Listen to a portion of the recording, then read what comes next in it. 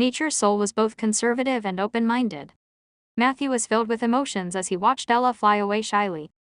He returned to the hut and recorded the conversation with the goddess in the form of a handwritten copy. Although Matthew shouldn't be affected by the intelligence lock, Matthew wanted to be sure. In the next few days, Matthew's planting of trees slowed down slightly. In the past month, he had planted a total of 1 plus 52 trees, which was simply unbelievable in the past. Ella had played a big role in achieving such efficiency. If she had not germinated the seeds day and night, and if Matthew had not mastered the rapid growth spell, the results of the past month would not have been so remarkable. Theoretically speaking, in Rolling Stone Town only March, April, May, and October were suitable for planting trees. Matthew should be doing his best. Unfortunately, the saplings in the greenhouse were almost exhausted. The oak seeds that Matthew had bought last time were indeed problematic. Many of the seeds could not be saved by Ella. After that, the traveling merchant Jeff never appeared in the market of Rolling Stone Town again. No one in the town usually went to the Guardian Highland. For a time, Matthew lost his source of seeds. He took the time to entrust another merchant to help bring the goods, but it was unknown when he would get the goods. The logistics of this world were still too inefficient.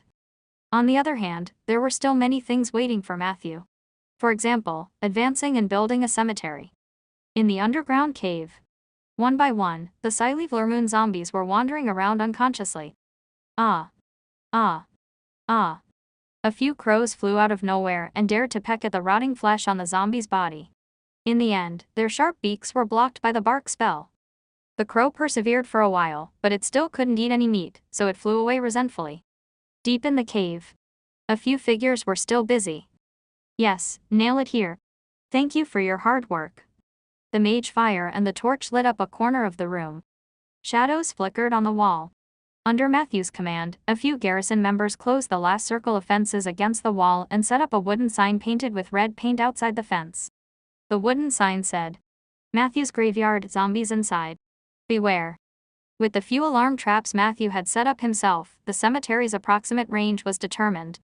The cave where the cemetery was located was originally an abandoned underground mine. There were several tunnels leading to the depths of the ground. In order to prevent any more complications, Matthew not only set up warning wooden signs around the cemetery but also blew up the passages. As a result, the cemetery became a sealed underground space except for a few paths leading to the oak forest on the surface. Matthew's zombies and skeletons would be able to move freely here. Although there was no single room, it was far more spacious than the dormitories. When I come back from Bayan City, I will plant a whole circle of black locusts near the fence. At that time, the negative energy in the cemetery will have a chance to circulate automatically. He gave a small tip and sent away the garrison members who were helping with the construction. Matthew stood on the edge of the fence and thought. Behind him were the shadows of the undead.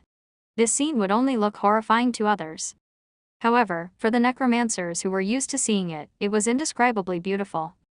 But the seeds of the black locust tree are not cheap. As expected, no matter which era it is difficult to do anything without money. Matthew shook his head and smiled bitterly in his heart. The black locust tree was a plant that grew in the underworld. Like the phantom butterfly, the black locust tree fed on negative energy. The difference was that when the undead was active at night, the black locust tree would release a certain amount of negative energy to promote the circulation of negative energy. Only during the day would they absorb a small amount of negative energy for growth. The biggest advantage of this plant was that it did not need sunlight.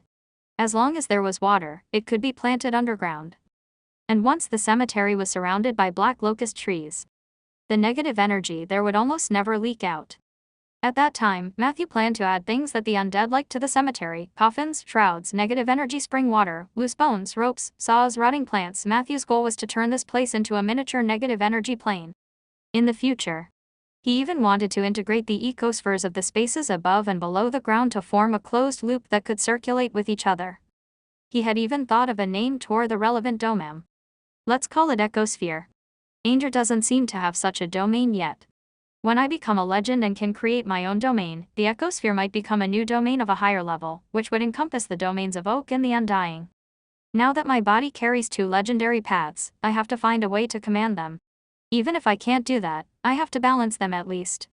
Just as Matthew was leaning against the wooden sign and thinking, the sound of rocks rolling could be heard from the depths of the cave. Matthew's heart tightened. That was the direction of the tunnel he had blown up earlier. Before he could gather the undead, a shiny bald head emerged from the tunnel. When he saw Matthew, the bald man was also stunned. "We meet again. Oh, Matthew, right?" Matthew looked at Lee Wiki in surprise. "Mr. Lee, what are you doing?" Lee Wiki rubbed his hands, a little embarrassed. "These days, I followed the scent of those underground creatures and destroyed 3 nests of underground creatures, but they still managed to escape. 2 days ago, I fought with a bunch of hook horrors that had just woken up from hibernation. I was almost driven to the territory of the benthic demon fish, but in the end, I returned to where I was. When I was approaching the surface, I got lost and could only carve out my way in an unconventional way." Matthew walked over quickly. He discovered that there was a passageway that could only allow one person to pass through where the cave had collapsed. Beside him, there were pebbles everywhere. Matthew was a little shocked. "Mr. Lee, did you dig the cave with your bare hands?" Lee Wiki said enthusiastically. "Don't call me Mr. Lee. You can call me Lee Wiki or Lee. As for the cave, I didn't use my bare hands. I used chi." Matthew had heard of it. He knew that it was a IGND of extraordinary energy cultivated by martial monks, and it had a completely different nature from magic power. "Lee, I notice that your chi seems to be a little different." Matthew recalled the dragon's roar when he confronted the enemy that day and could not help but ask. According to what he knew, ordinary monks couldn't unleash dragon roars. Lee Wiki's class was called Divine Dragon Sect's Disciple, which meant that he was also a special case among the monks. Indeed, Lee Wiki didn't avoid it and introduced generously, "The Divine Dragon Monastery that I was ordained at belongs to a more special branch of the monk faction. Not only do we cultivate chi, but we also strive to use chi to simulate the forms of transcendental life in the universe. The giant dragon is just one of them. There are also monks in the Divine Dragon Monastery who simulate the giant whale in the deep sea and the snake in the sky. Because of this kind of simulation, our chi often carries different temperaments and attributes. Compared to the average monk, our cultivation was even more difficult. Not only did we have to follow the precepts and cultivate our chi, but we also had to track the transcendental creatures that we simulated when necessary." At this point, a bitter smile appeared on his face. "This path has its pros and cons. Simulating transcendental life forms gives us greater combat abilities, but if such transcendental life forms no longer appear in this plane, we will almost permanently lose the possibility of advancing." Matthew was stunned when he heard that. Lee Wiki said in a bright voice, "That's why I've been running around outside all these years, hoping to find traces of the creature I simulated. Unfortunately, ever since it left a paw print in the Divine Dragon Temple 200 years ago, it has never appeared in the mortal world again. I suspect that it has already left this plane." Matthew couldn't help but ask, "What is that creature?" Lee Wiki said the uncommon word in the standard common language, coiling dragon. It's a peculiar dragon that was once active in the eastern continent in ancient times. It's different from the chromatic dragons, metal dragons, or rare dragons in Ander. The coiling dragon is an older and more powerful true dragon. According to the records of the Divine Dragon Temple, the coiled dragon was born a legend. When it matured, it possessed the power of a superior legend or even a divine. I comprehended chi because of its claw prints, but I hesitated because I couldn't find more traces of it. Perhaps this is fate. A giant dragon from the eastern continent." Matthew's heart quivered, and he blurted out, "Then do you know about Su?" Lee Wiki looked at Matthew in surprise. "You actually know about the most famous country in the history of the eastern continent?" "History?" Matthew was puzzled. Lee Wiki nodded. "I used to travel around the endless ocean and the western coast. I got to know some of the Sioux people who were living in exile there. They told me that there was once a very powerful empire in the eastern continent, but it was destroyed more than 1,000 years ago. It was also because of the fall of the empire that you could see some Sioux tribes on the long coastline of the Arunay Sea and the surrounding islands. Their ancestors had crossed the sea on huge turreted ships hundreds of years ago and settled in Ander. Now, they only retained the features of the Sioux, and most of them had integrated into the local life. Was it destroyed 1,000 years ago?" Matthew was puzzled. If what Lee Wiki said was true, what about the ship that Samantha encountered in her childhood?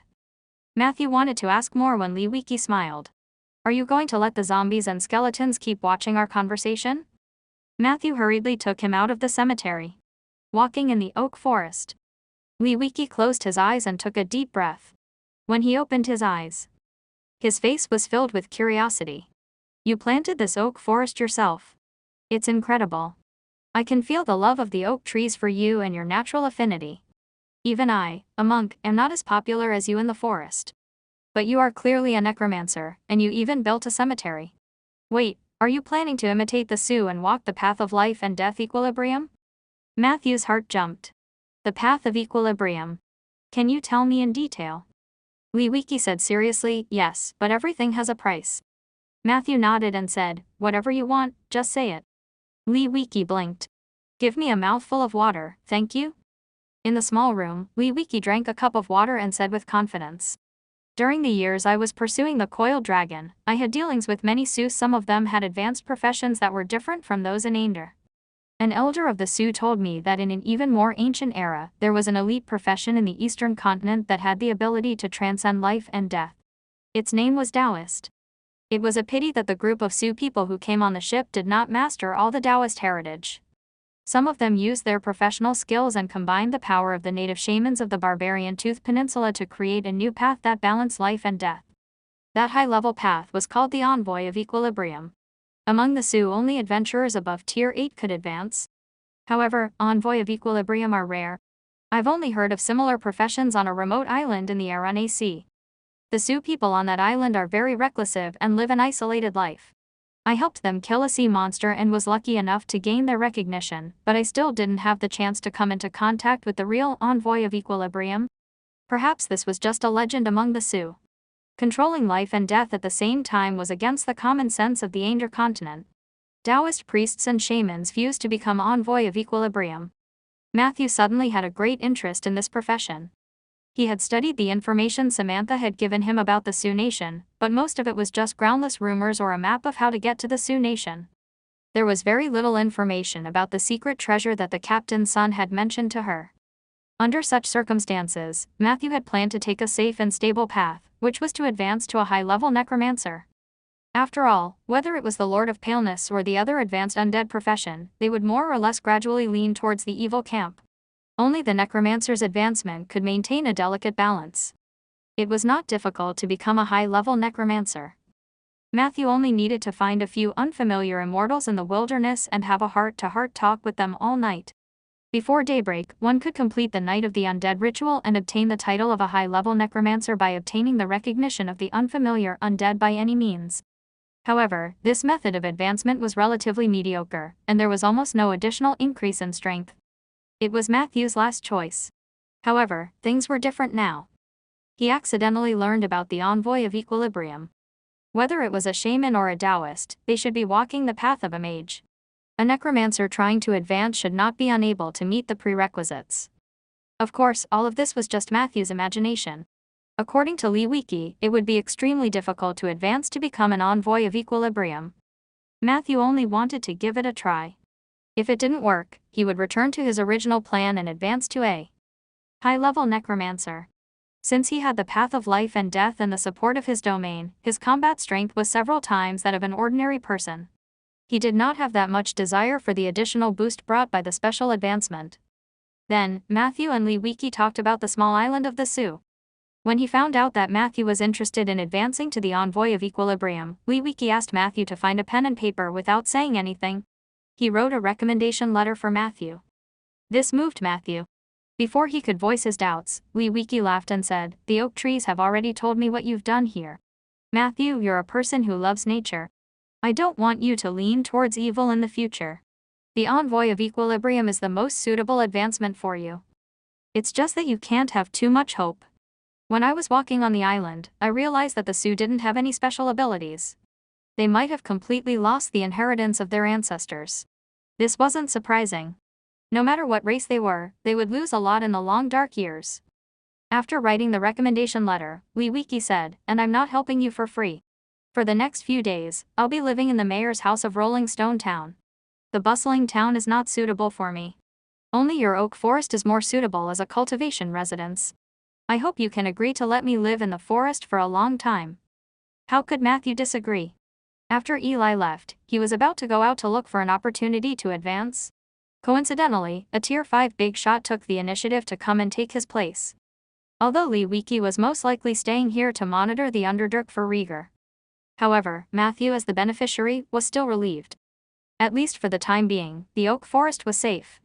The two of them chatted for a while.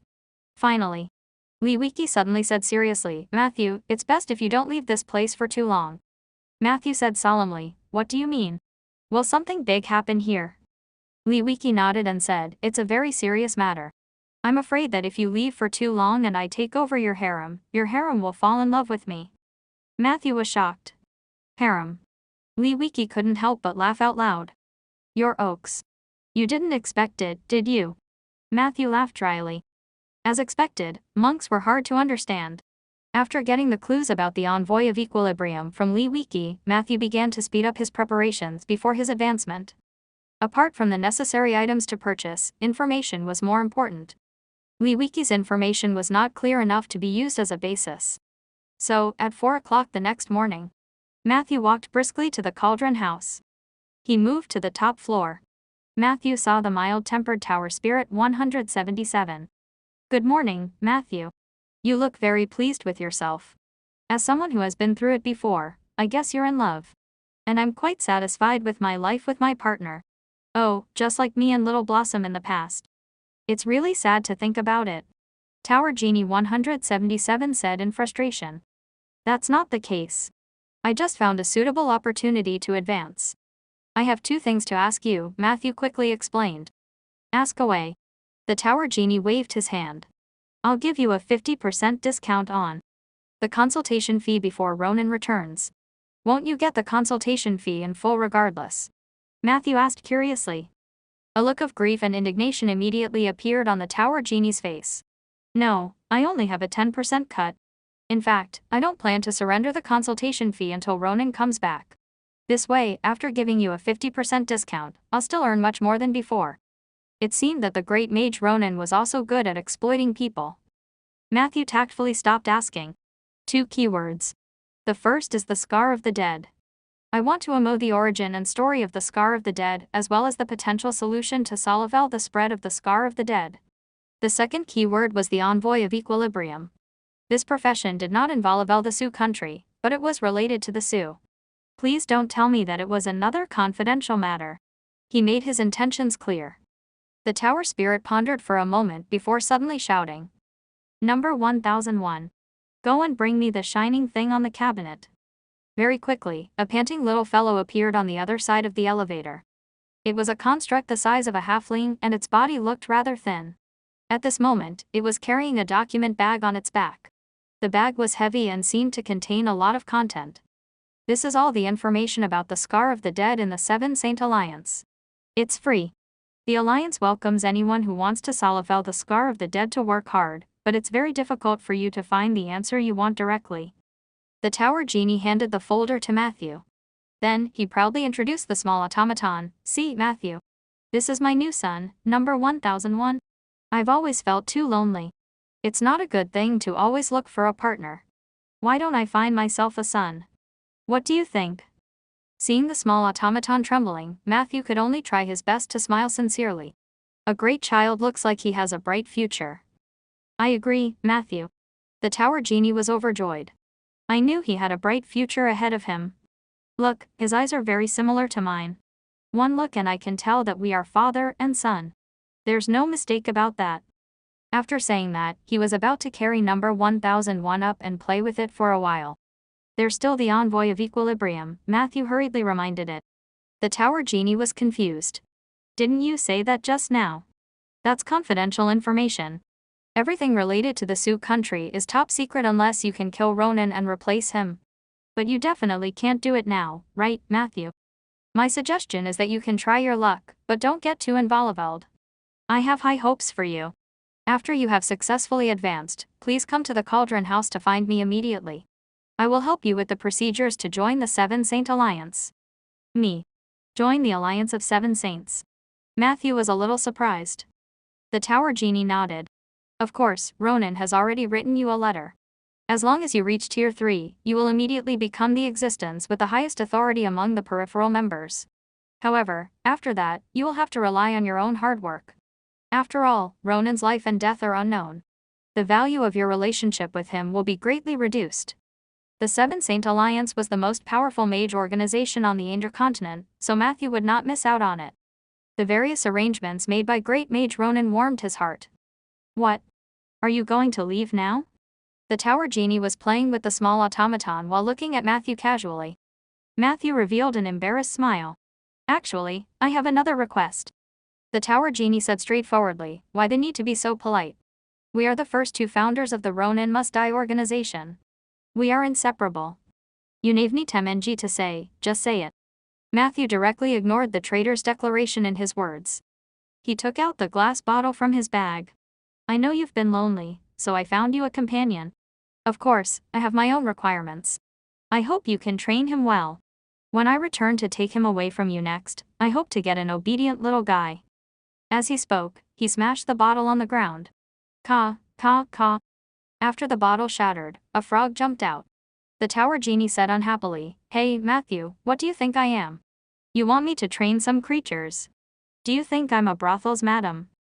Besides, I'm not willing to play with any creature.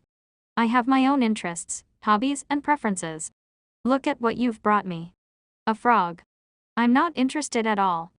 As soon as he finished speaking, the frog's body expanded rapidly, turning into a ridiculously fat troll. Who was it that woke Sinwok up from his sleep? The troll roared in dissatisfaction.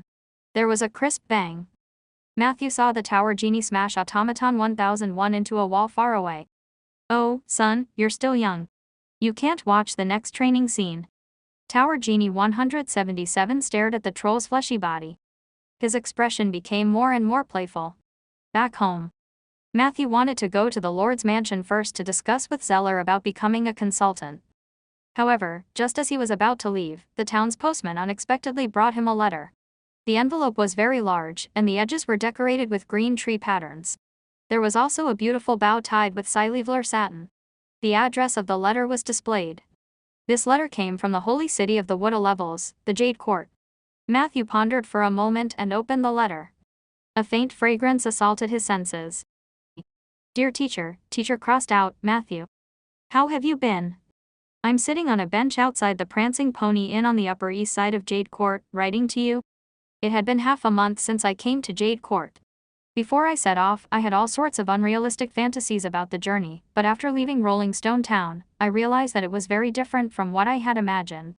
I guess that it was because my knowledge was too poor.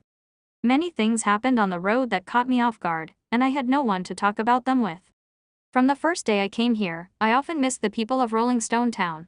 I missed my father, mother, Sif, and you. Please forgive me for my boldness that day. As you said, I actually don't understand necromancers. I don't know why I subconsciously felt fear.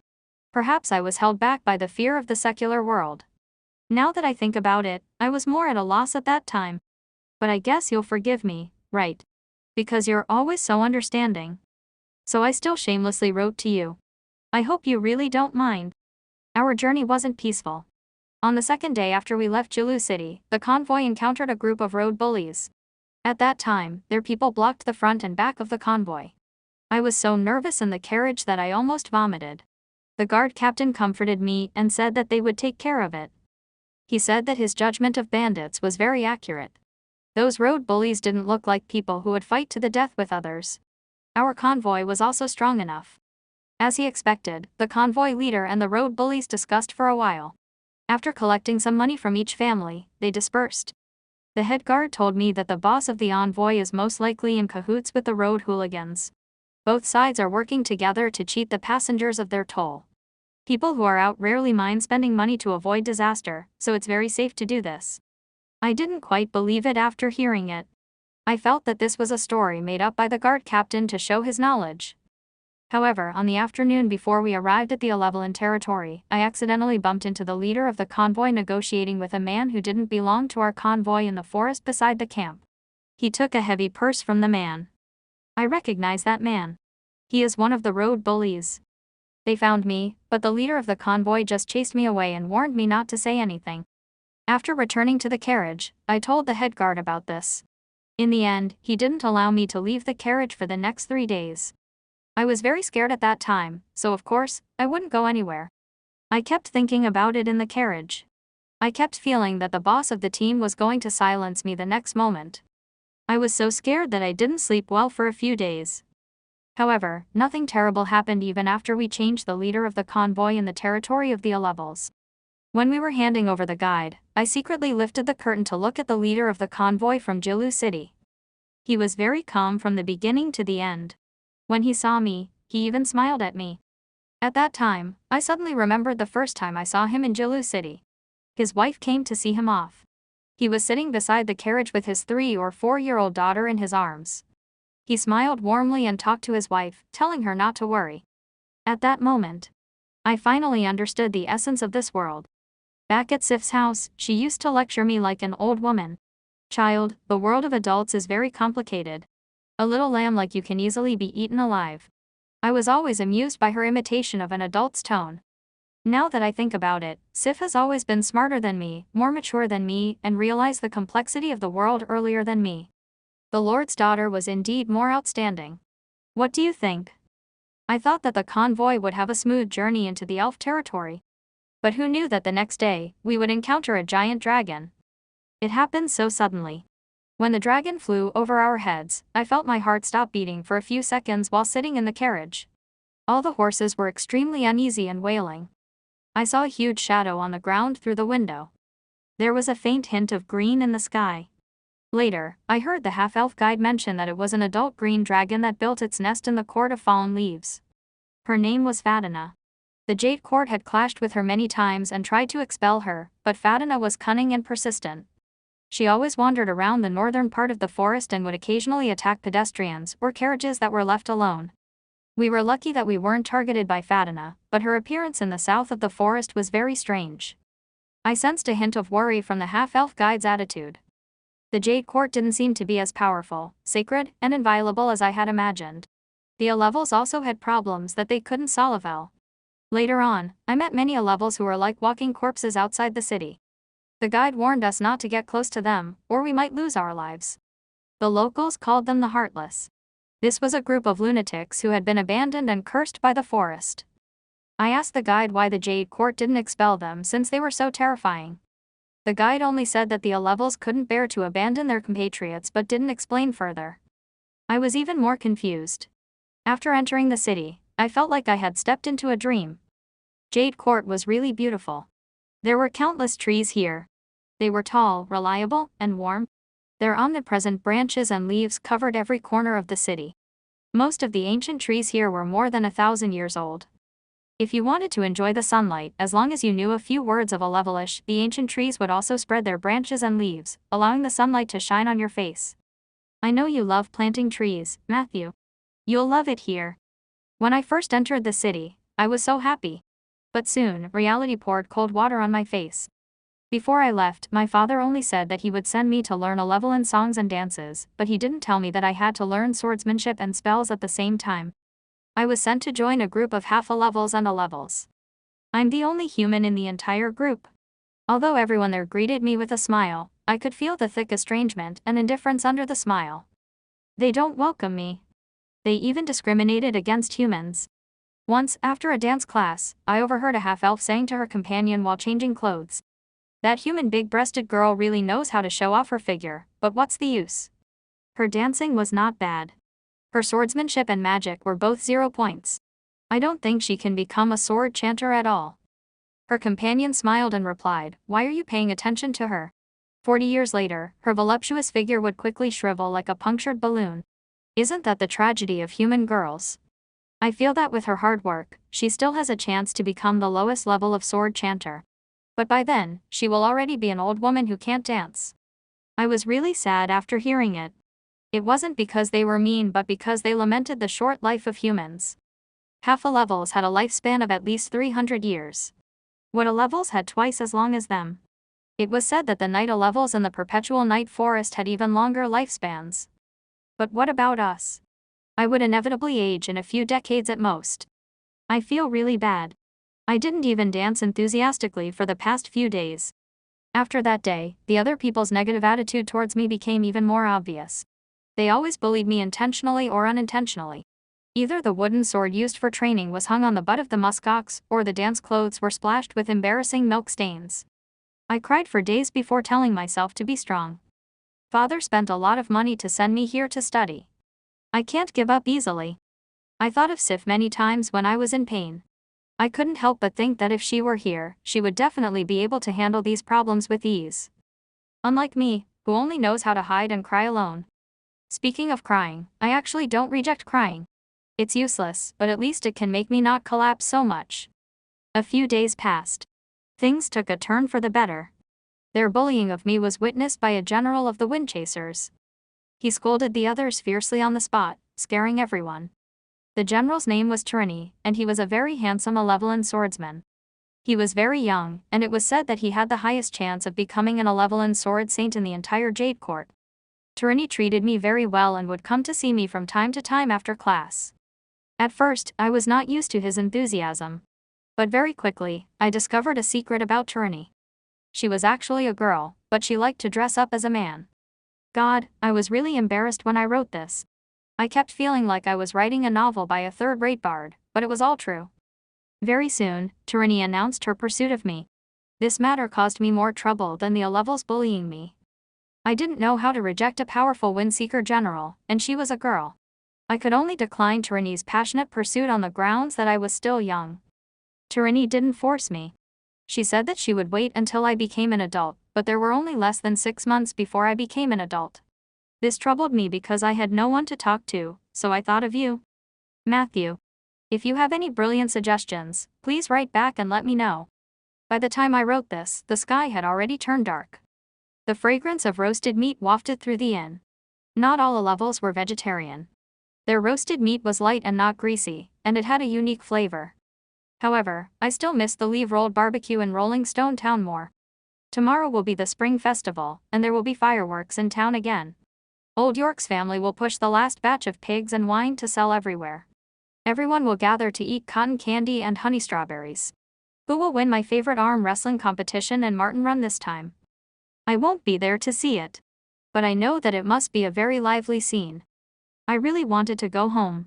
You must reply to me. Pais. Yours, Bina, 3.28 in the Jade Court. After reading through it, Matthew felt a little emotional. He had guessed that Bina would write to him, but he hadn't expected her journey and her studies in Jade Court to be so tumultuous. Bina and Sif had always been the most outstanding students in Matthew's class. Their family backgrounds were very good. Bina's father was a great businessman with great vision and charm, and her mother was the only daughter of a great noble in the city. Compared to Sif, Bina's personality was more reserved and quiet. Therefore, her confession that day shocked Matthew. After reading the various experiences mentioned in the letter, Matthew went home and pondered for a moment before writing a long reply to her. She was still his student. He tried his best to analyze it from her standpoint. Your actions are wise. Under the premise that tyranny will not hurt you, having a Windchaser general to protect you will undoubtedly make your studies in the Jade Court much smoother. I have a few suggestions that you might as well try. After he finished writing the letter, he sealed it with a wax seal and asked someone to deliver it to the Prancing Pony Inn in Jade Court the next day. In this era, the efficiency of mail circulation was similarly low. Instant messaging for high-level mages was extremely expensive, and ordinary people still had to endure a long wait. It would be nice if there was an owl or an albatross as a messenger. Matthew couldn't help but think as he put away the letter. Ella, a noble nature soul, would never run errands, and there seemed to be no one suitable for delivering letters among the undead. Perhaps this was because necromancers usually did not have the need to socialize with humans. In the afternoon, Matthew went to the Lord's residence and signed a consultant contract with Zeller. From then on, Matthew officially had a place in the Lord's manor. He would provide magic knowledge consulting services for Rieger, and Zeller could put more effort into intelligence work. However, Matthew, the consultant, was there to take a leave of absence on his first day of work. After sharing the scar of the dead and some information about the goddess of moon with Zeller, he told him that he was about to advance and had to take a leave of absence for a while. Zeller very considerately approved Matthew's paid leave in Rieger's stead. Not only did he give Matthew some valuable suggestions for his advancement, but he also enthusiastically asked Matthew if he needed an advance on his salary. Matthew was very grateful for this. Then, he unceremoniously made a small advance. When he left the Lord's residence, Matthew bumped into Sif, and the two of them chatted for a while. After informing the other party that he would be leaving for a while, Sif looked disappointed. After comforting her for a moment, Matthew suddenly asked, "Did Bina write to you after she went to Jade Court?" Sif shook her head. Matthew smiled in his heart and left the Lord's residence. Bina mentioned Sif in her letters to Matthew, but she did not write to her. A girl's thoughts were indeed subtle. 7 days later, Matthew's figure appeared outside the southernmost city of the 100 Cities Alliance, Julu City. Soldier and Ella were the only people accompanying him. In the past few days, they had left Rolling Stone Town and were exhausted from the journey. Before heading to the East Coast, Matthew made a special trip to Bayan City and bought a series of props from the transsexual mage he was familiar with. Among them, the most important item was the item that could be used in the Night of the Undead. Rabbit feet, monkey claws, bat teeth, or umbilical cord, these were all small objects that could please the dead. As the Night of the Undead was an alternative ritual for advancement, Matthew would naturally make extra preparations. After leaving Bayan City, Matthew found a moonlit night and entered the Moonlight Woodlands. The advantage of joining the Moonlight Society was shown during long-distance travel. As long as there were nodes to enter the Moonlight Forest, including the souls of nature, altars, and shrines that believed in Asiya, Matthew as a moonwalker could reverse the transmission. Unfortunately, Asiya's power in the south was obviously weak.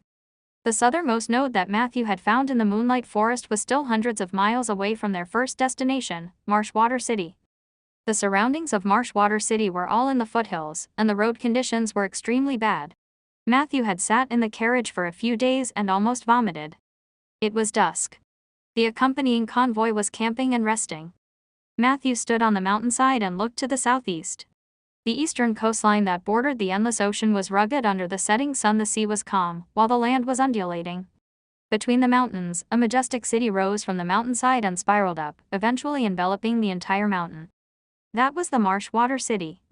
Further south, the mountains would be replaced by endless tropical rainforests. There lived a group of indigenous people who called themselves the Children of the Rainforest. The Alliance of Seven Saints called them the Jangos. The Jango people were brave in battle, conservative and xenophobic. They were very resistant to outsiders entering the rainforest. Even the druids and rangers in the north could not blend into this mysterious green land. They had their own unique professions, the most famous of which were blow-driller and rainforest shaman. They had mastered the power of voodoo, beast taming, man-eating, and other primitive and wild domains. The seas around the rainforest, including the endless ocean in the east and the Arune Sea in the south, were inhabited by a small number of Sioux and a large number of Nagas. The latter were the darlings of storms and the sea. It was said that the Dragon Witch sect and the headhunters were still active in the depths of the rainforest. Mountains, forests, oceans, storms. This was the complicated environment that Matthew was about to face. This trip was destined to be dangerous. He did not dare to slack off at all. Therefore, after doing sufficient homework in advance, Matthew would verify the accuracy of the information on the spot every time he went to a place. For example, right now, he was observing the faraway Marshwater City. Matthew. Ella whispered on his shoulder, the rainforest in the south is very terrifying. I can sense a very violent will of nature. It doesn't welcome me and is even fierce. And, I sense that there's a plague in the city you're looking at. Many people are dying of fever. Sob, I'm so scared. Let's not go over, okay? Plague, fever. Matthew frowned. He didn't doubt the perception ability of the nature soul, which was why he had specially brought Ella along on this trip. However, Marshwater City was his first stop on his journey south. We can get in and out quickly. I need to find a guide to cross the rainforest there. Matthew comforted her, as long as we don't come into contact with too many people, we won't be so unlucky as to contract the plague. Ella immediately sighed, and her little head became listless. Matthew thought for a moment, then quickly walked to the carriage guide and asked, and gee, I heard that there's a plague in Marsh City recently. Is that true? The middle-aged man with a white headscarf said, of course, it's true because there's always a plague in Marsh City. If you don't have a few fevers, you'll be embarrassed to say that you've been to Marsh City. Don't worry. Don't go to crowded places, don't visit brothels, and your chances of getting sick will be reduced by at least half, and getting a fever doesn't mean death. There are several temples in Marshwater City that specialize in the holy water business. As long as you have money, you won't die. Some rich people in the city will even deliberately get infected and drink holy water to purify their bodies and minds. This is a way for them to find excitement. Matthew was speechless. He had long heard that some cities in the south had wild cultures. Today, he had heard that it was indeed well-deserved. He then chatted with Ng about the situation in Marshwater City. They only left when night fell. At night, Matthew sat in the open top and reread the information about the zoo that Samantha had given him. At this moment, a large oak forest suddenly appeared in front of his eyes. A familiar feeling welled up in his heart. Matthew knew that this was the taste of a gift. Your ability Nature's Gift 1/2 is in effect. You have obtained new abilities, Spike Specialization and Soul Cage. Spike Mastery, you have acquired the skill to use the foreign weapon, Spike, and are quite proficient in it. When you use this weapon and cause a headshot effect on the enemy, you will have a chance to become Berserk, strength temporarily increased. Soul Cage, you can capture the soul of a recently dead or very weak humanoid creature and lock it in one of your cages. The captured soul will remain in the cage until the end of the spell, or you destroy the cage.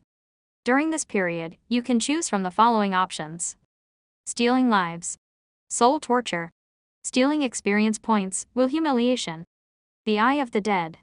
Consumption, consumes 1 heart connecting stone, worth 100 gold coins, for each use. The Mesa Side, Soul Cage was an ability that was at least at the 4th tier. Matthew took a closer look. Stealing life could be used to suck a large amount of blood. Soul torture was a type of interrogation that involved torturing the soul. Stealing experience referred to obtaining an ability from the captured soul in a short period of time.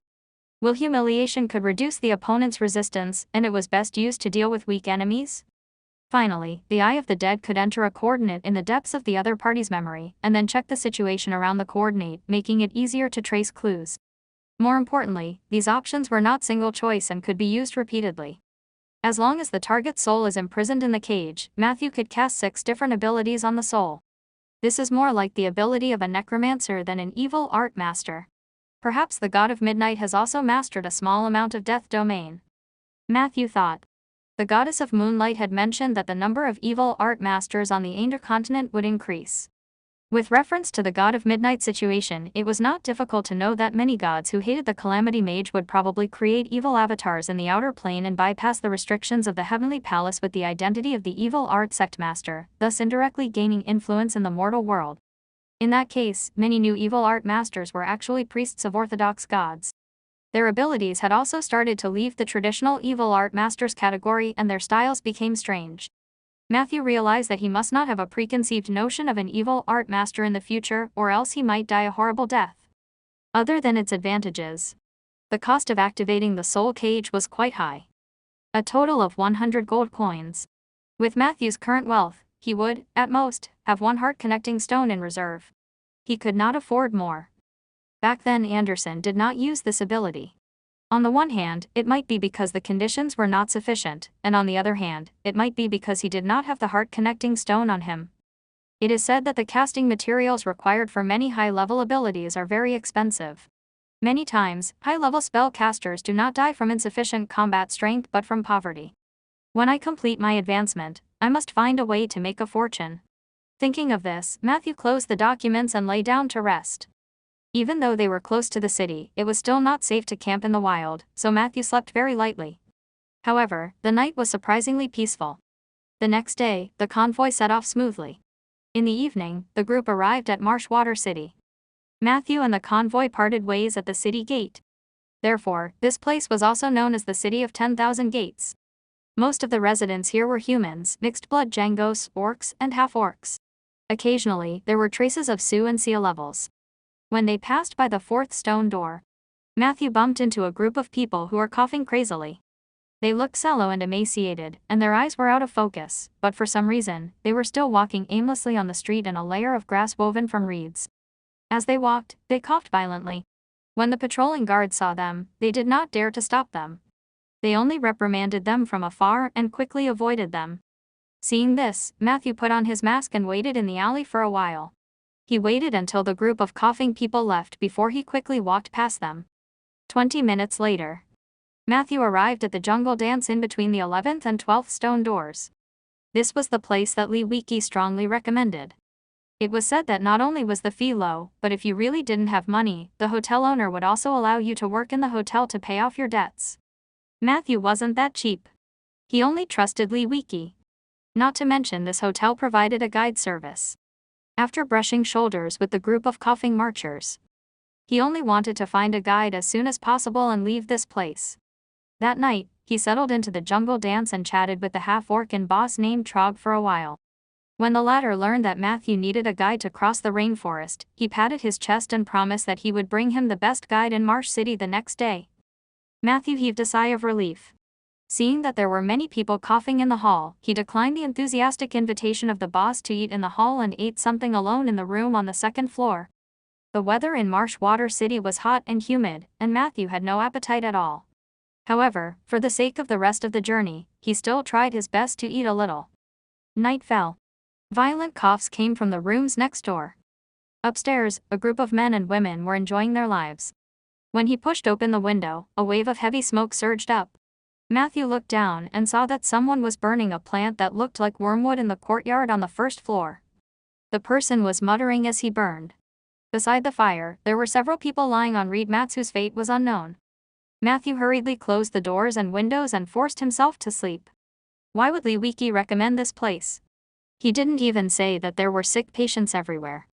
He covered his head with a pillow and smiled bitterly in his heart. Find a guide tomorrow and leave immediately.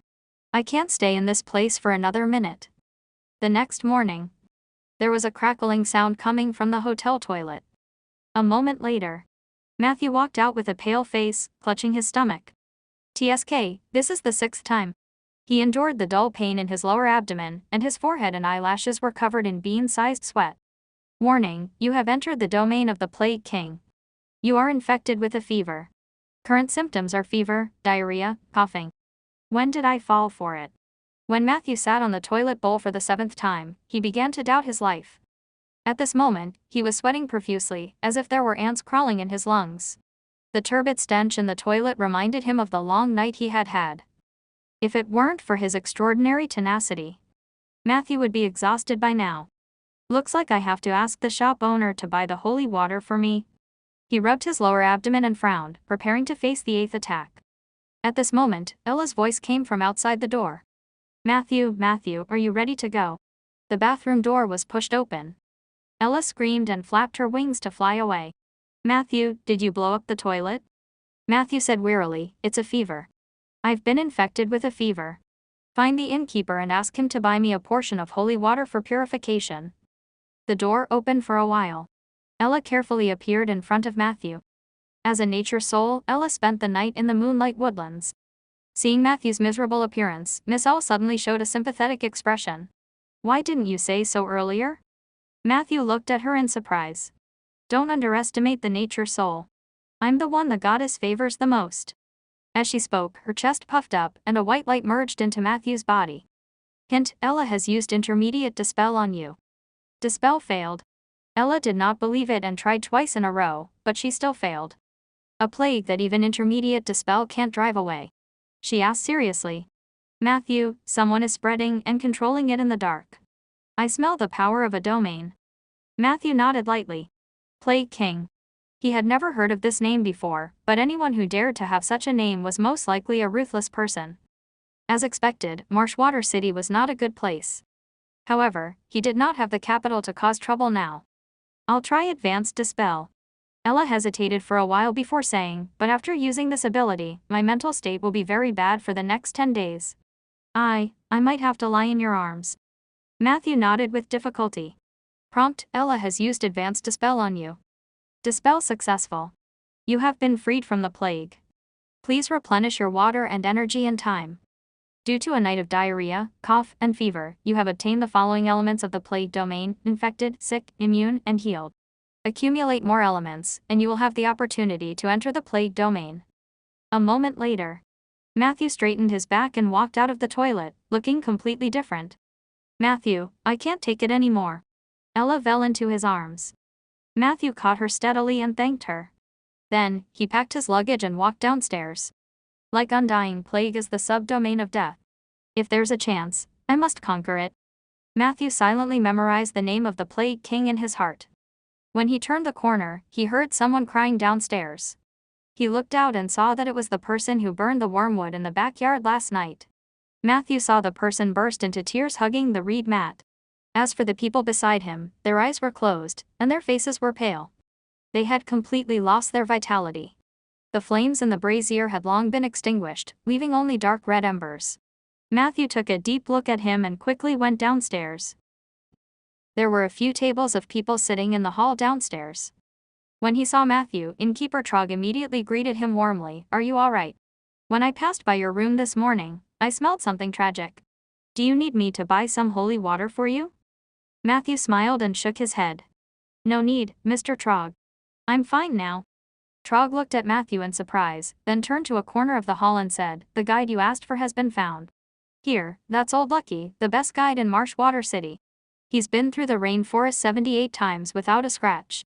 He was also the one who led Lee Wiki to the RNAC." Matthew looked around and saw a dark-skinned, taciturn old man. He looked like he was in his 50s or 60s. His beard was light and white, and his eyes were sharp. He was sitting quietly at a table, smoking a pipe. He met Matthew's gaze and nodded gently. "Matthew, you have to be careful. This person has killed several people." Matthew's chest suddenly bulged, and it was Ella's small head that popped out from her lapel to remind him. Matthew nodded, indicating that he understood. However, he didn't really care. How could someone who could survive through the rainforest many times be a good person? And in terms of kill streaks, Matthew had quite a few too. Thus, he walked over openly and extended his right hand. "Hello, Mr. Guide?" Old Lucky glanced at him and moved away from the smoke. After exhaling a circle of smoke, he shook his head and said, "Just call me Old Lucky. In addition, young man, I have to give you a piece of advice. Don't casually extend your hand to others in Marshwater City. Normal people won't shake hands with you. Those who shake hands with you will usually infect you with the plague." Matthew looked enlightened. "I understand. Thank you, Old Lucky. Trog told me that you're going to the RNAC?" Old G asked, "What are you going to do?" Matthew thought for a moment. "Just strolling around and enjoying the scenery on the sea." Old Lucky laughed. "You might as well say that you want to see the body of a jungle woman. At least, when the last customer told me that, I believed him." As he spoke, his expression turned serious. "I can take you there, but you have to listen to me completely along the way. Remember, don't mess with Jangos, don't stuff anything into your mouth, and don't jump on any woman you see." Matthew said with interest, "Are there any explanations for these 3 prohibited matters?" Old Lucky tapped his cigarette butt on the table. "There's no explanation. It's just 3 lives. The guest who provoked the Jangos had his head cut off, and to this day, you could still see a piece of art made from his skull in a headhunter tribe in the eastern part of the rainforest. The man who grabbed wild berries and ate them had been rotting in the swamp for 7 to 8 years. As for the last guest, he had once spent a night with a Django native. In the end, he abandoned the woman who begged him not to go. In the end, half of his face and his entire penis were eaten by a voodoo worm." Matthew's face revealed a horrified expression. "But as long as you listen to me and don't cause trouble, the path I'm taking you on will be very safe. Unfortunately, with my many years of experience as a guide, it was really difficult to keep my employer from causing trouble. Some people just didn't have any brains at all." As he spoke, he kept sizing Matthew up. "I hope you're not that kind of person. I'll listen to your advice to the greatest extent in the rainforest," Matthew said. "I won't cause trouble unless it's necessary." Old Lucky put away his pipe. "That's for the best. Here's a list of essential items for crossing the rainforest. Take it to the market and buy it yourself. We'll set off tomorrow morning. Oh right, you're not the only guest I have this time. There's another guy who came to find me yesterday. He's the one who claimed to want to experience the fiery nature of the jungle women. He'll be traveling with us for a while." "What kind of guest is that?" Matthew asked curiously. For the first time, a complicated expression appeared on Old Lucky's face. "It's hard to describe. He's a bard." At this moment, a young man with a buzz cut and bare feet walked in from outside the inn. As soon as he entered, he walked towards Matthew with a smile. "Oh, my dear Old Lucky, is this the companion who will be crossing the rainforest with us?" Without waiting for Old Lucky to agree, he leaned over and wanted to give Matthew a big hug. "Old Lucky lectured me yesterday that I shouldn't shake hands with people casually in Marshwater City. I think I can only use a hug to express my..." Ha ha ha. The talented bard Lorraine was about to embark on a journey through the terrifying rainforest with his passerby companion. "This is really exciting." Matthew glanced at the man's unusually thick chest hair and avoided him without batting an eyelid. "I'm Matthew." He introduced himself briefly. "Good name, Matthew. You'll be the name of the main character in my next work." Lorraine did not mind Matthew's evasion at all. He leaned against the wall pillar with a confident smile on his face. You don't look too good. Do you need holy water? I bought a lot. Matthew was about to refuse. Unexpectedly, the other party conjured a set of light blue glass tubes and stuffed them into Matthew's hands. Even if you're not sick, it's fine. Keep it for future use. There are many insects and snakes in the rainforest, and it'll come in handy. Don't worry that I'll harm you. Look at the packaging of the holy water. It's just bought from the Feathered Serpent Temple and hasn't been opened yet. Don't refuse.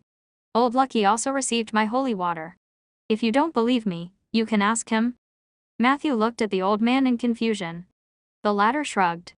Matthew hesitated for a moment. This set of holy water was indeed unopened. Even the price tag was not torn off. On it was written 20 gold coins/6 bottles. Lorraine's enthusiasm made Matthew uncomfortable. He declined several times. However, the other party's expression showed that he would turn hostile if Matthew did not accept it. In the end, Matthew accepted the gift. That's it. Lorraine patted Matthew's shoulder happily and said, now that you have accepted the gifted, you are my true friend. I once stayed in Cloud Edge City for a while. You know the Cloud levels there, right? They are known for their arrogance and rarely interact with humans. However, they get along very well with me. Later, someone couldn't help but ask me, Lorraine, what's so special about you that the proud Cloud levels would befriend you? And my answer was only one sentence: I'm super rich. His words caught the attention of a few people in the hall. Pairs of malicious gazes were cast over. However, Lorraine was not afraid at all. He smiled and pulled open his robe, revealing the scrolls and charms on his belt. He said to the others, everyone, don't think of attacking me just because I'm rich. Do you see that? Forbidden spell scroll and legendary talisman. Don't risk your life for a little money. It's not worth it. You have to know that a truly rich person has a lot of life-saving things. Don't use your life to test my wallet. In the hall, Old Lucky smoked his cigarette silently. The others slowly retracted their greedy gazes. Matthew looked at Lorraine curiously. Were all the rich people in this world so ostentatious? Lorraine seemed to be interested in him. He pulled Matthew to sit down and asked Trogq to bring some local specialties up. Then, they started chatting non-stop. Most of the time, Lorraine was the one who was talking. Why did I become a wandering bard? Because I didn't have any talent in other aspects. I was born into a super rich family. My grandfather was a great mage, and my father only knew how to wield knives and guns. I'm the only son of this generation, but I'm useless in both magic and strength. My mother was very worried about this. She was afraid that I would not be able to keep the family business, so she found her first love, a legendary bard who was unrestrained. She asked him how to raise her son into a powerful bard. The man replied, give your son a large sum of money and let him wander in the big city. Tell him to go in and out of women. After experiencing a lot, he will naturally become a bard. My mother believed in her first love, so when I was 17, I took a large sum of money and went to Deep Blue Harbor alone. That person was right. After more than 10 years of torment, I achieved nothing, and then I became a bard. Before I came to Marshwater City, I stayed in Smandy for a while. It was rich in perfume, spices, and beauties. It was also known as the City of 100 Flowers. I was doing well in Smandy. I have a lot of friends. To tell you the truth, I didn't want to leave. There were a lot of attractive women in Smandy minus.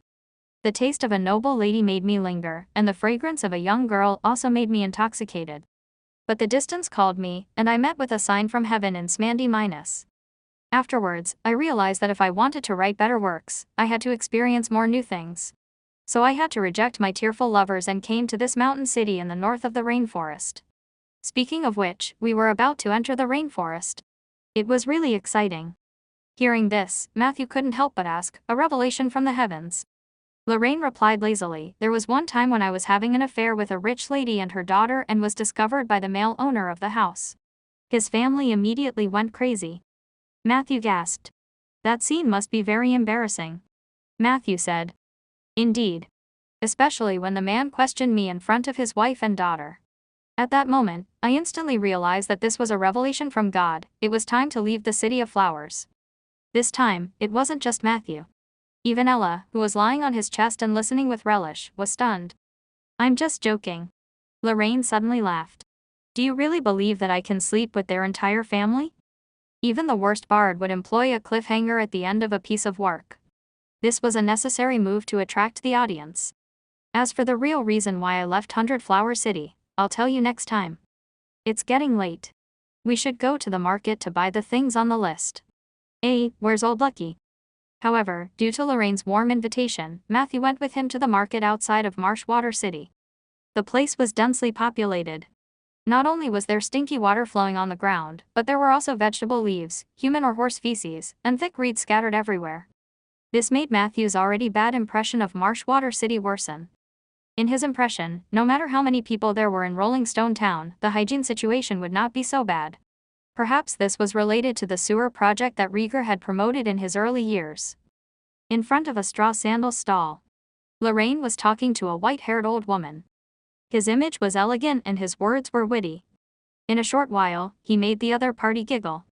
A moment later, Lorraine successfully bought 8 pairs of straw sandals from the old woman at a price that was 30% lower than the market price. This surprised Matthew. You know how to bargain. He could not help but ask. Lorraine shrugged. I just heard that she sold them to the locals for 3 Silevler coins a pair, which is a little higher than the price she gave me. And why shouldn't we bargain? I'm just super rich, not super stupid. This detail once again subverted Matthew's impression of the bard in front of him. Matthew did not say a word during the subsequent purchases. He just watched Lorraine's performance from the side.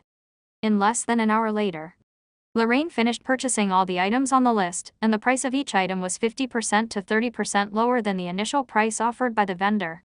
To achieve this effect, Lorraine's outstanding bargaining power was not the only factor. More importantly, he was very good at selecting suitable trading partners. Matthew realized that Lorraine bought almost all of her things from the female stall owners. This method of target selection maximized Lorraine's charm. However, there were a few times when he had a fiery conversation with the female stall owners, and both sides wanted to have sex on the spot.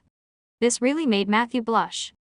This guy was simply a mobile hormone, going into heat wherever he went. Furthermore, Lorraine had no qualms about his choices. From an old woman in her 70s to a shy young girl, he seemed to be able to flirt with them without hesitation. It was no wonder that he had caused such a farce in the City of Flowers. Lorraine might be more like a real warlock than Zeller. Matthew gave this evaluation in his heart. Fortunately, Lorraine still had some rationality. Under the regretful gazes of the female stall owners, the flirtatious flirting didn't go anywhere beyond that. In the afternoon, the two of them found an empty space outside the market to check the items on the list. The soles of these shoes were very soft, and they would not leave a trace when walking in the rainforest. Old Lucky had asked everyone to prepare 2 pairs to wear, but Lorraine bought 8 pairs in one go, and Matthew and he each took half. 8 cans of insect repellent powder, 2 snake-chasing sticks, a certain amount of holy water, 3 specially made short knives. The path in the depths of the rainforest was often covered by lush shrubs. Only by bringing these short knives could one cut open the path ahead. Scissors, mirrors, combs. Old Lucky had specifically noted that these things were used to deal with the natives in the depths of the rainforest. They could be used to exchange for good things or to gain the favor of the indigenous tribes. If they were captured, they might even be able to exchange for their lives. So Lorraine bought 2 whole snakeskin bags. There were also dry rations, water bags, tents, flint, and other necessities for traveling. After a round of counting, the two of them verified that there was no mistake and divided it among themselves. Matthew paid Lorraine according to the price, and he did not refuse and gladly accepted it. During this process, Matthew also discovered that Lorraine was really rich. The magic bag on his waist was considered extremely luxurious among the middle and low-level spellcasters. However, the interspatial ring on the other party's middle finger was undoubtedly the king of all storage items. Matthew estimated that it could store at least a warehouse's worth of things. It was worth more than 4,000 gold coins, but it was impossible to estimate because this number had already exceeded Matthew's understanding, a poor mage who had lived in a remote town for a long time. It's good to be rich. Just as Matthew was sighing in his heart, a commotion suddenly came from the market behind him. The two of them turned around. He saw a group of people with pale faces and reeds walking unsteadily. The stall owners on both sides avoided them. Even if someone in the team reached out to take the items from the stall owners did not dare to say anything. Very quickly, the sick procession walked out of the market and headed in Matthew's direction. We have to hide. Lorraine pulled Matthew's hand and went into the alley. After the large group of patients had walked past, Lorraine poked his head out of the alley. Do you know why they are still on the streets when they are sick? Matthew shook his head, but he guessed that this was probably related to the king of plague. This group of people was clearly terminally ill, but they were still walking around on the streets, as if they were afraid that no one would inherit their disease. Who else would benefit from this except the master who controlled the plague? Quick, their route has changed. Let's follow them and take a look. Lorraine suddenly became excited. He didn't seem to move, but 2 rays of white light shot out from his left ring finger and landed on the 2 of them. It was only then that Matthew realized that Lorraine's ring finger was not as empty as it looked. There was actually a magic ring that was usually invisible. Invisible enchantment. Could it be that his hands were covered with magic rings? Matthew was once again amazed by the power of the rich. Hint: Lorraine has used protection against disease on you for 4 hours. Due to the elements you have mastered in the plague domain, the duration has been increased to 12 hours. On the other side, Lorraine had already run over excitedly. Matthew hesitated for a moment and followed. Fortunately, the team did not walk out for too long. They arrived at the back of a theater-like building. There, a man in a long robe wearing a red mask was waiting quietly.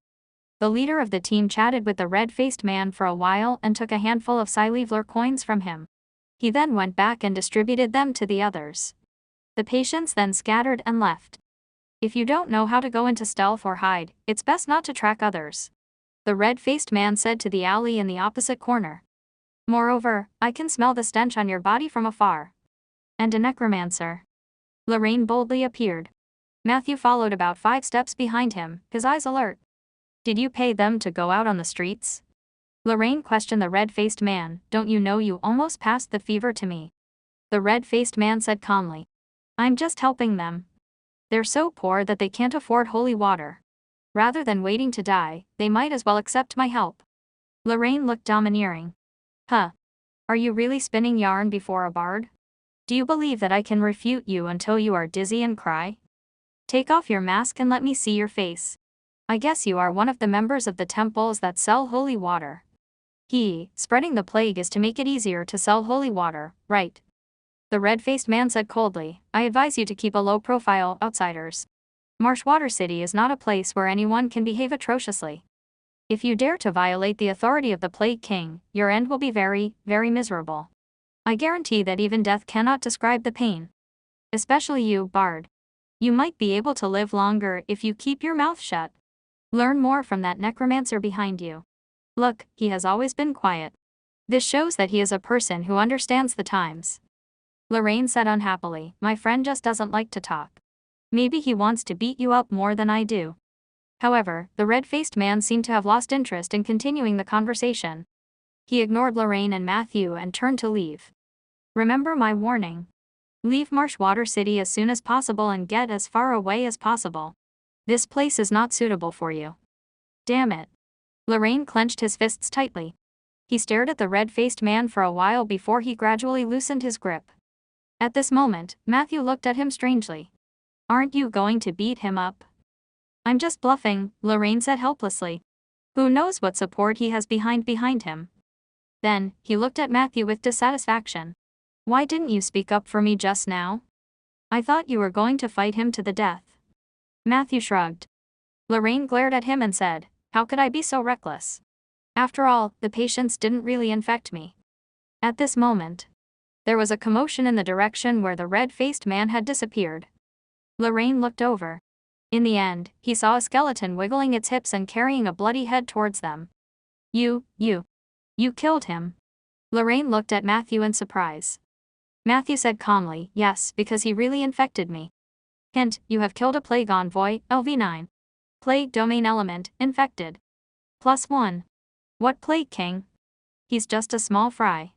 Matthew glanced at the kill record of soldier and lowered his evaluation of the king of plague.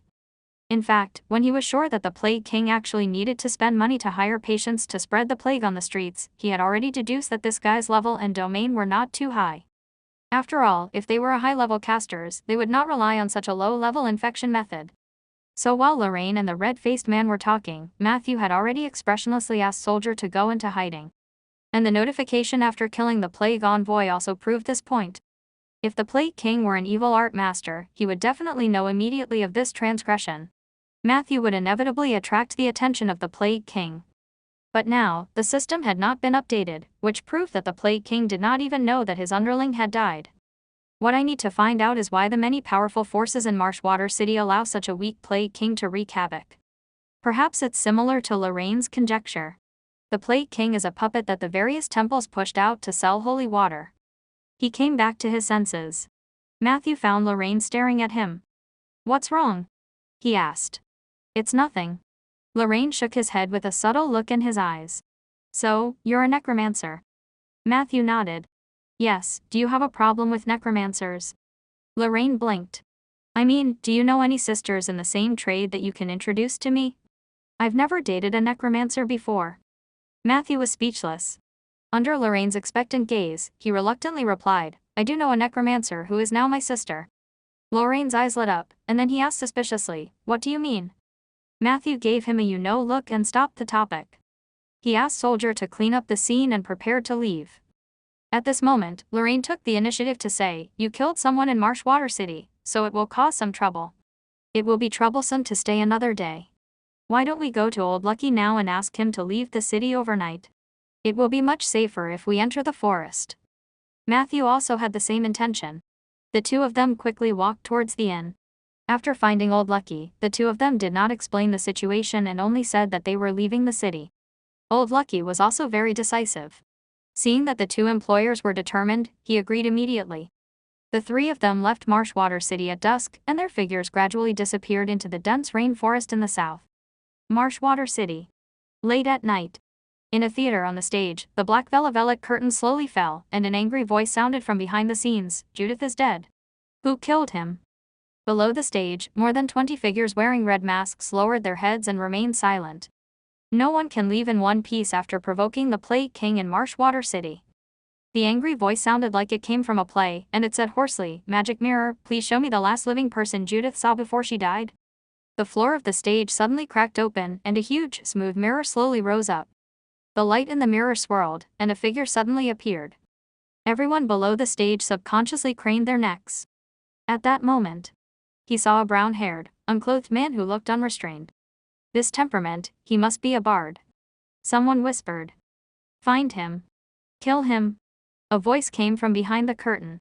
"No matter where he goes, the nocturnal magic hound will help you." With that, more than a dozen canine figures ran out from behind the stage. The masked men took a demon dog each. They quickly left the theater. In the end, a bell rang. A figure walked out from behind the curtain. His face was covered in makeup, his eyes were filled with anger, and the red on the tip of his nose was so eye-catching. At the same time, the duo, who had changed their plans and hurried on their way, had already arrived outside the rainforest under Old Lucky's lead. The forest looked restless and cold under the night sky. In the depths of the forest, roars of unknown creatures could be heard. From time to time, shadows would flash past the branches, causing waves of shock. Tonight, we'll spend the night at a resting spot outside the forest. Tomorrow morning, I'll take you to a relatively friendly Django tribe to borrow a canoe. After that, we'll use the waterway of the Roding River to go down the river. If everything goes well, this will save us 1/3 of the journey. Old Lucky warned seriously, "Remember, you have to listen to me on the road, understand?" The two of them nodded and followed behind Old Lucky. At this moment, Matthew suddenly sensed a somewhat violent and somewhat shy consciousness. Hint, due to your strong affinity with nature, you have formed a connection with the local soul of the rainforest. Oak domain in effect. You can use the oak domain as a medium to further communicate with the soul of the rainforest. After the communication is completed, you will obtain the following additional buffs. The soul of the rainforest's initial recognition. The permission to enter the Black Banyan Dream Realm. A temporary natural ability, effective only in the rainforest. Do you wish to continue communicating with the soul of the rainforest? Like and subscribe.